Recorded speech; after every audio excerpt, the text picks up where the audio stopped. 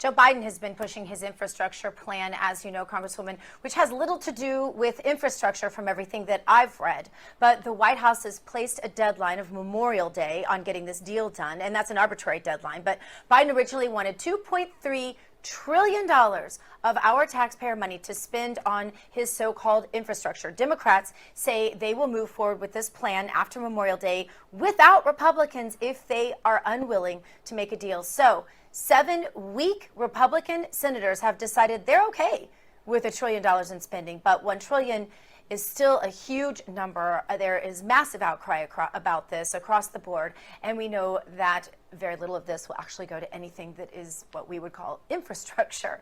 Can we stop this if 7 Republican senators are already on board with this? And why do you suppose, this is a two-tiered question, that it seems as though much of the Republicans who are elected today have become so unaccountable to their own constituency on these matters?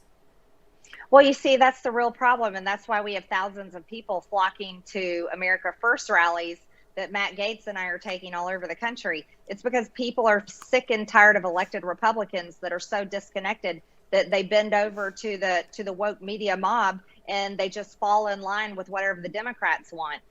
You see, we should be fighting back. We should be fighting every single angle of this Biden infrastructure deal because it's nothing but the Green New Deal. That's what his infrastructure plan is. AOC's Green New Deal. It's a gigantic socialist platform that's just going to take just trillions of our tax dollars and create new socialist programs that are going to wreck our economy, kill our jobs, and turn America into something it was never meant to be, which is a socialist country. What Republicans should be doing is putting up a fight because that's what Republican voters want.